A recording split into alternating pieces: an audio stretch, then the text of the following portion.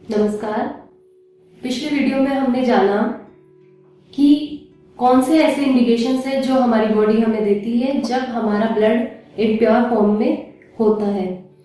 इस वीडियो में हम जानेंगे सबसे पहले कि कौन सी ऐसी चीज है जो हमारे रक्त को दूषित करती है या ब्लड को इम्प्योर करती है या विशिएट करती है। इसके बाद हम जानेंगे कि ऐसे कौन से उपाय हैं जिनसे हम हमारे ब्लड को प्योरीफाई कर सकते हैं। तो ऐसी कौन सी चीजें हैं जो हमारे ब्लड को विशिएट करती हैं या दूषित करती हैं?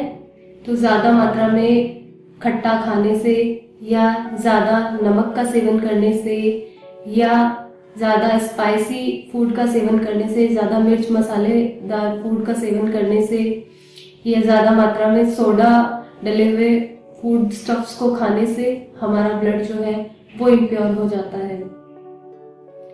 फूड मटेरियल की बात करें तो आलू, उड़द, कुल्थी यानी कि ऐसे खाद्य पदार्थ जो कि हैवी फॉर्म में होते हैं, हैवी नेचर के होते हैं या गुरु होते हैं, ऐसे फूड स्टफ्स को खाने से भी ब्लड जो है वो इम्प्योर हो जाता है। स्पाइसी और जंक फूड के बारे में हम बात कर चुके हैं। ये वैसे भी हैवी होते हैं और ब्लड को इम्प्योर भी करते हैं।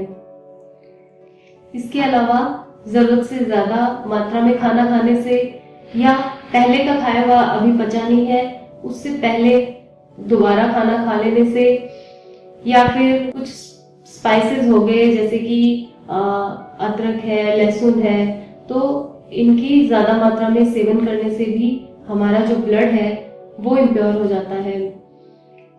इनकम्पैटिबल फूड या विरुद्ध आहार, जिसके बारे में हम एक सेपरेट वीडियो में जानेंगे। तो इनकम्पैटिबल फूड यानी ऐसे फूड जो दो फूड आपस में इनकम्पैटिबल होते हैं या विरुद्ध होते हैं, उनका साथ साथ सेवन करने से भी हमारा ब्लड जो है वो इम्प्योर हो जाता है। उसका जनरल सा एग्जाम्पल है दूध के साथ में खट्टे फ्रूट्स या सिट्रस फ्रूट्स, इनका सेवन करना। तो ये भी हमारे ब्लड को जो है इम्प्योर बनाते हैं, दूषित कर देते हैं। तो अब हम जानते हैं कि कैसे हम हमारे ब्लड को प्योरीफाई कर सकते हैं नेचुरली। सबसे पहले तो आयुर्वेद में एक सूत्र कहा गया है निदान परिवर्जनम, मतलब जो भी हमारा पॉजिटिव फैक्टर है किसी भी डिजीज के लिए, उस पॉजिटिव फैक्टर को यदि हम हटा देते हैं तो वो डिजीज जो है वो खुद ब खुद क्योर हो जाती है।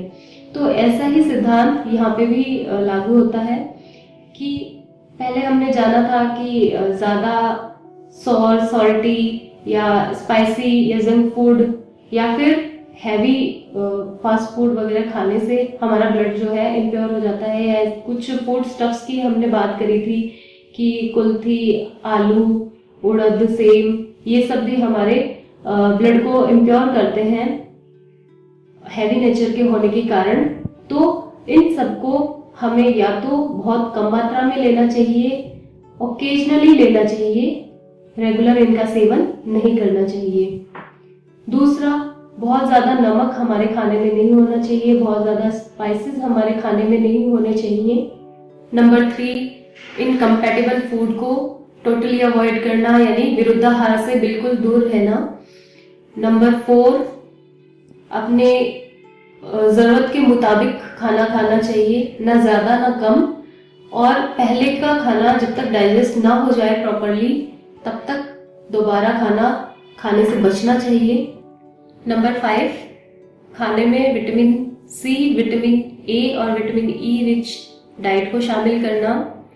कुछ आयुर्वेदिक हर्ब्स हैं जिनकी मदद से हम हमारे ब्लड को प्योरीफाई कर सकते हैं। वो हर्ब्स हैं जैसे कि आंवला, हल्दी, मुलेठी, नागरमोथा, खदिर यानी कि कत्था और मंजिष्ठा। तो ये नेचुरल हर्ब्स भी हम यूज कर सकते हैं हमारे ब्लड को प्योरीफाई करने के लिए। और सबसे ज्यादा इफेक्टिव और सबसे ज्यादा बेस्ट जो तरीका है ब्लड को प्योरीफाई करने का वो है रक्त मोक्षण। आयुर्वेद में कहा गया है कि सारी चिकित्सा एक तरफ है और रक्त मोक्षण एक। रक्त मोक्षण यानी कि ब्लड लेटिंग, यानी कि जो विशिएटेड ब्लड है जो इम्प्योर फॉर्म में ब्लड है उसको बहुत सारे मेथड्स है रक्त मोक्षण के, उन मेथड्स में से किसी एक के थ्रू उस विशिएटेड ब्लड को शरीर से बाहर निकालना। तो ये रक्त मोक्षण जो एक प्रोसीजर है उसके बारे में फिर किसी एक वीडियो में डिटेल में जानेंगे। फिलहाल के लिए रक्त मोक्षण जो है वो सबसे बेस्ट और इफेक्टिव तरीका है हमारे ब्लड को प्योरीफाई करने का और उसके अंदर जो इम्प्योरिटीज हैं उनको बाहर निकालने का, एक्सपेल आउट करने का। नमस्कार।